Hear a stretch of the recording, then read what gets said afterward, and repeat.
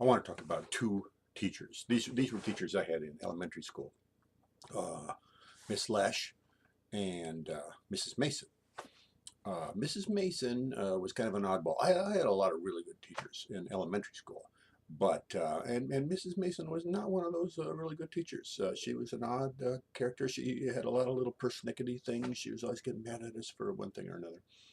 One thing that was lucky for me was my parents knew her. They had actually gone to college with her, and she was an odd duck. They told me that was my dad's expression. She's an odd duck, Gary. And so no matter if she could call up and tell my parents horrible things about me, and my dad would go, "Well, okay, yeah, well, I'll work on that." And then the whole thing would be dropped because they thought she was insane. She taught singing. She taught a lot of things, but one of the things she taught was singing. And I remember we'd be in a big chorus and we'd be singing these old-fashioned songs like "Oh, Susanna," that kind of thing. And she's listening. She's unhappy, and she's conducting. She's always conducting. And stop! All the girls, quit singing. Don't, no girls, just boys. Okay, so we're all singing, and she goes, no, wait.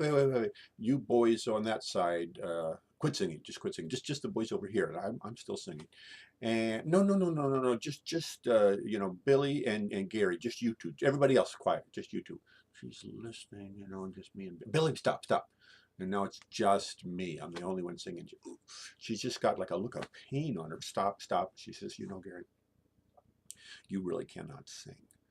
There are people like that. They cannot sing, and you're one of those people. So what I want you to do from now on, when we sing, don't sing. Just move your mouth. Just pretend to sing, and that'll be a lot better. I remember one time she had us. It was Christmas carols. So we were supposed to wander around the school, our whole class, and sing Christmas carols in the different rooms. And she told me my job was I should just open the doors, and that way, then we would sing like into the room. And I should not sing. I should just open the doors and then close the doors. And the funny thing I remember about that is I opened up the door to the I think it was the third grade class maybe, and the teacher in there, and we're like singing, Silent Night or whatever. I'm not singing, of course. And she ran over, glared at us all, and slammed the door shut. And I turned around, you do want me to open it again? No, we'll just go into the next room. Anyway, that was Mrs. Mason. Now, Miss Lesh. Miss Lesh was a wonderful teacher. She taught a lot of science courses. She was a little homely woman, never got married, always had chalk smeared on her, and we all believed she used to be a lady wrestler. That's what everyone told everyone else. She used to be a lady wrestler. And this is ridiculous. I mean, it can't possibly have been true. And yet I'm pretty sure a whole generation of kids were like, she used to be a lady wrestler. And something about her made us believe that, maybe that was actually possible. She loved every kid.